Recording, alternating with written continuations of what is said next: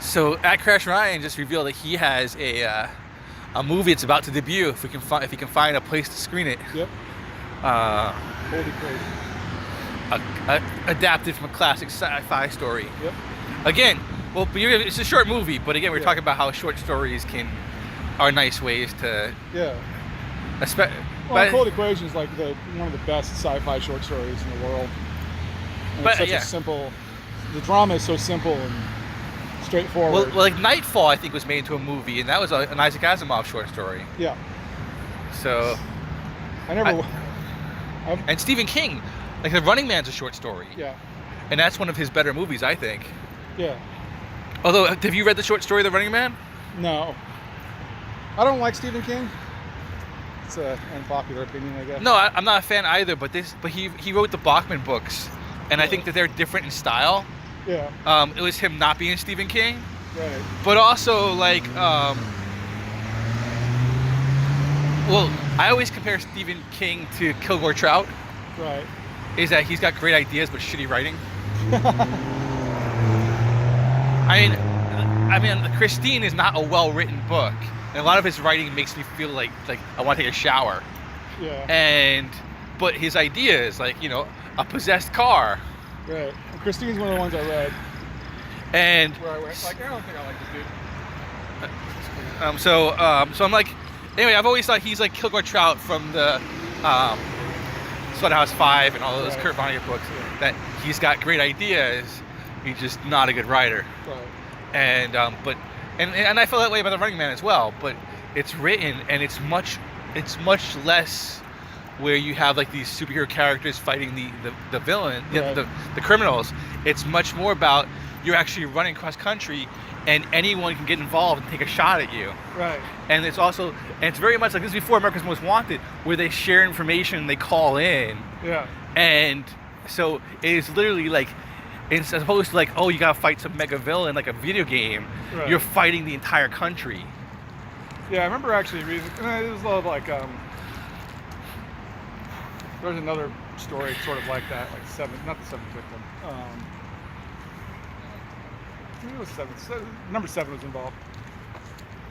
I Okay. kind of like that concept, I guess. But- Well, it really is, and it really scary because the excitement level, like they don't Right. care what you did, you're on this show, Right. and they get to feel justified in like hunting you down and trying to kill you, Yeah. and and again, it's like this totalitarian state where they're cooperating in their own oppression. And of course, there's the silly version of it, which is Death Race 2000.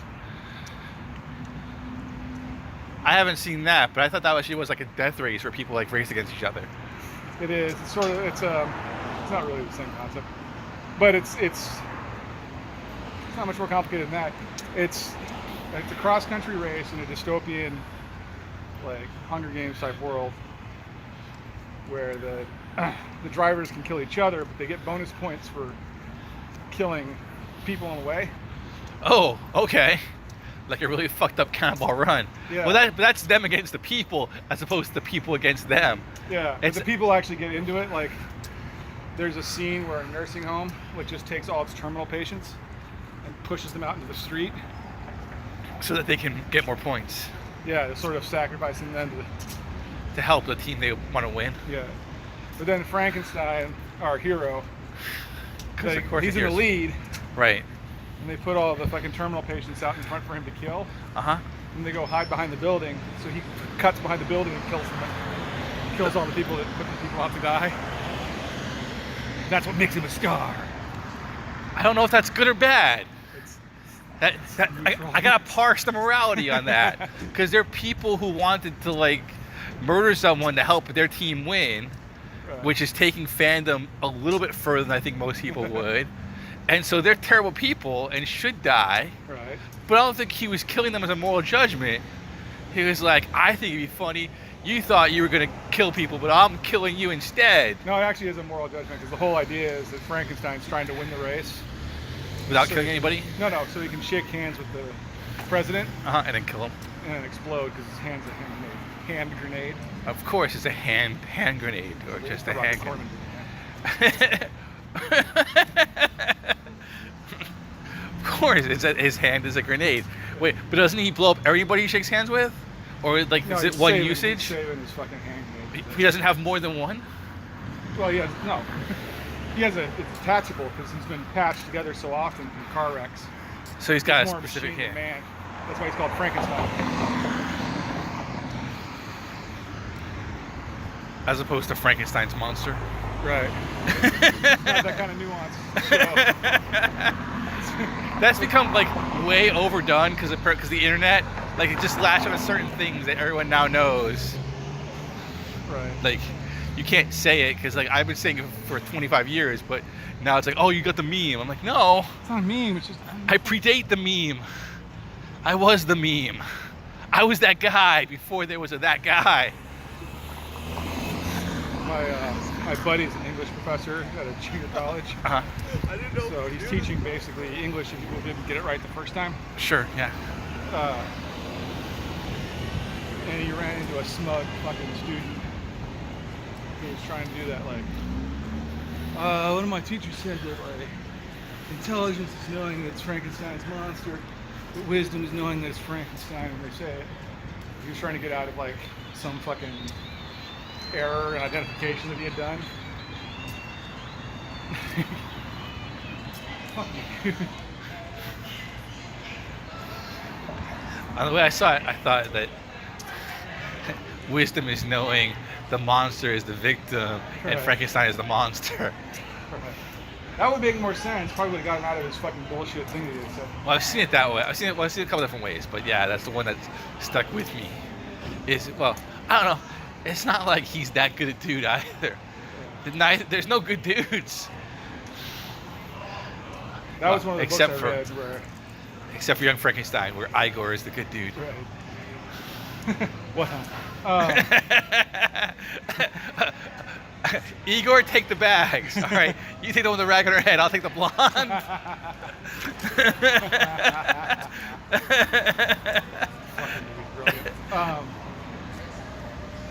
Yeah, that was one of the ones I read, like where I got into Victorian horror for a little bit, and I think my takeaway from all the Victorian horror I read was just how fucking long their naps were. Naps? Yeah, like people would get like distraught or upset about something, and they just fucking take to their bed for 6 months at a time. I didn't realize that fucking Victorian horror was such a giant fuck you to poor people. Well, Victorian times was a giant fuck you to like horror was just not being rich in Victorian times. Right.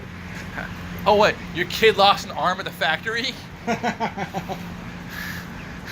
Don't trouble me. Can't you see I'm depressed? My wife doesn't love me. I need to sleep in this.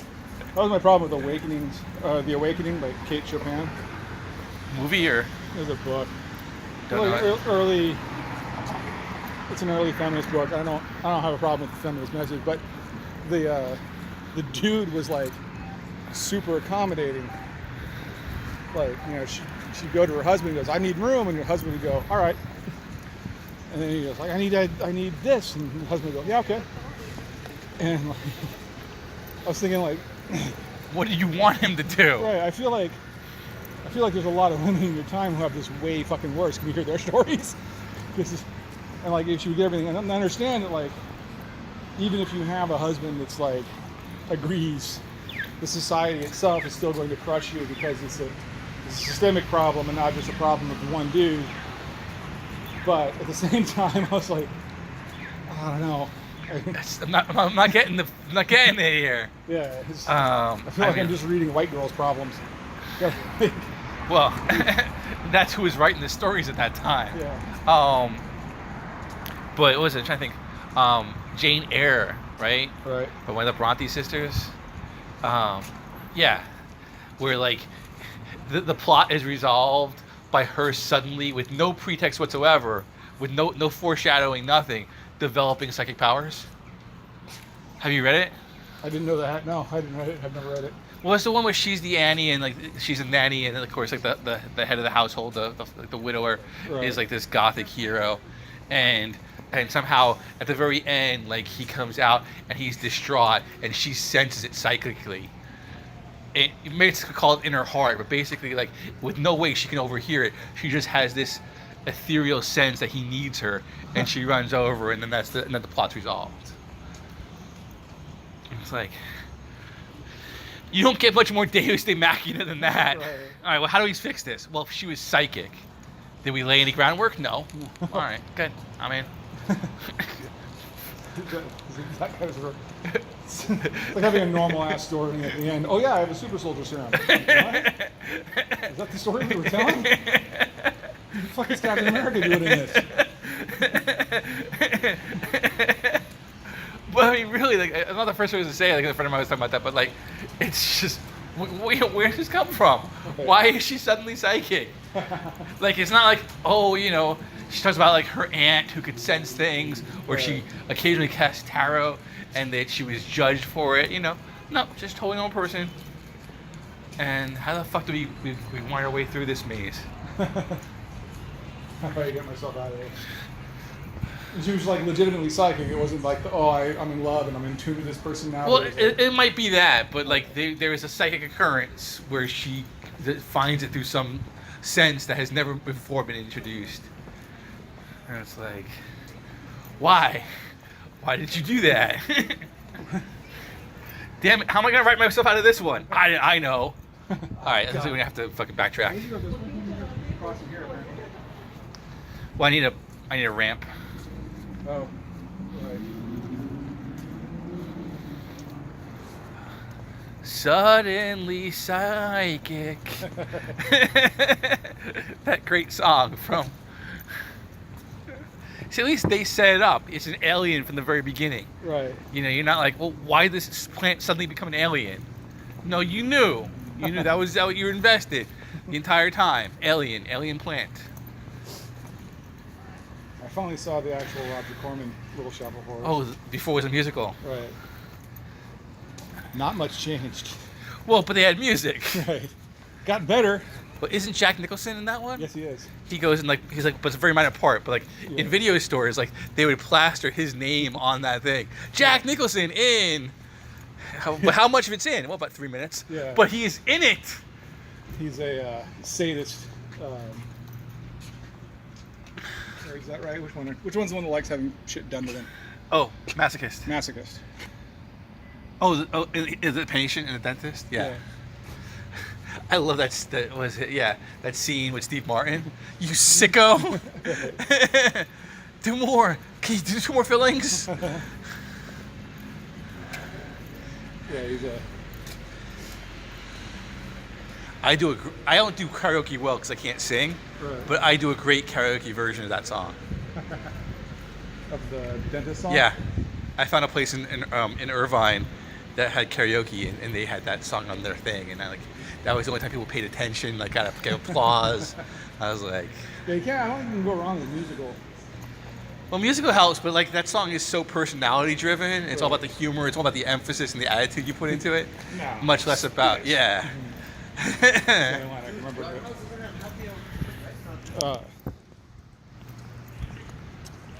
For a second, I thought my crazy magnet was going to work. But you do have it. Yeah, I was crazy. Like, if you have an unhinged theory about the universe that you need to tell somebody, you'll probably tell me. So in the comments, direct your crazy universe theory to @CrashRyan in the comments. Like a couple of years ago, fucking homeless Santa told me that we were living in an artificial reality, and you could tell because the library looked like the bridge of a ship. And I thought it was adorable. And you thought the library was in charge of everything. This year on New Year's Eve, a dude calling himself Homeland Security tried to arrest me at the bus stop by just saying I was under arrest. That's not how it works. You know, it was great. Like the commitment to the bit was amazing, though. He wasn't committed to the bit. He was committed. Committable.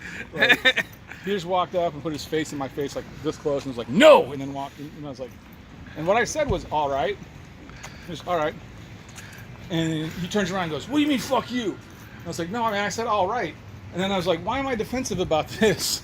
Why is fuck you an aggressive response to you saying no in my face? Like, I was totally appropriate if I did. I didn't. But it's more like a stickler for accuracy. It wasn't like, look, I would have been justified in saying that, Yeah. but I didn't say that. Yeah. Oh wait, which brings to my law story. Sure. So I was at went to the court, and so my client today, I won't say what court, my client today forgot, as clients do, what day her court was supposed to be, and it happened yesterday. Oh no. So I showed up today, and it wasn't even my case. Like I said, I was there for another attorney. So and they very clearly asked me to be there today, and it turns out everyone should have been there yesterday. Oh no. So, but while I was trying to find the client, because none of the information I was given had the courthouse, the courtroom. Right. So I go in there, and this guy's like, "Hey, Doug," and I'm like, "Hey." He goes, "Good to see you." And I'm like, "Hey." He goes, "Do you know who I am?" I said, "I'm having a little trouble." He's like, "Honey," or something like name like that. "We're from law school. We're in law school together at Hastings." I'm like, "Cool." And and I definitely remember him, Right. but I don't remember if we were in good terms or not. Because some people, may have thought they were on good terms with me. I may have a differing opinion. But I think there's a guy who I got along with most of the time, but sometimes didn't because we had different views about things. And he's like, and I think, I said, if I remember, we were taking, I was taking an exam in ethics. Okay. And the exam was long enough that I took a halfway break point, and it was like getting some air, and he was there, and he's like, "Hey," and I'm like, "Hey," and I'm like, it was a Saturday. I was like, "What the fuck are you doing here?" Right. And what I heard was waiting for you to shut the fuck up. No, waiting for you to shut up. Right. And since the guy had annoyed me before, I was primed, and I start taking off my sweatshirt. I said, "All right, that's it. Let's fucking go. Let's go time. Let's do it right fucking now." And fuck you, and let's go. And he's like, and if someone had said that to me, that would be enough for me to also join it. Okay, Right. and we'd be fighting. But he's like, "What? What's your problem?" So my problem, you just told me you were waiting for me to shut up because I said waiting for you to show up.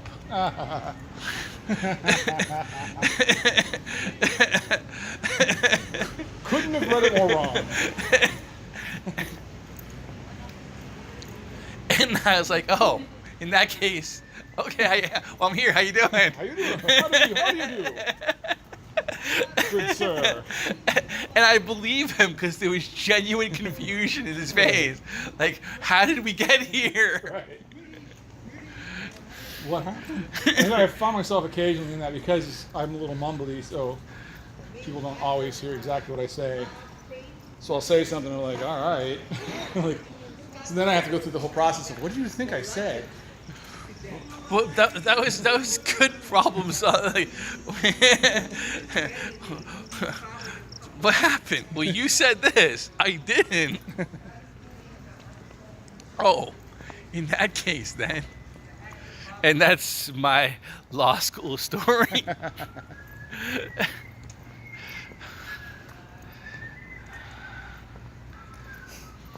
Yeah, it's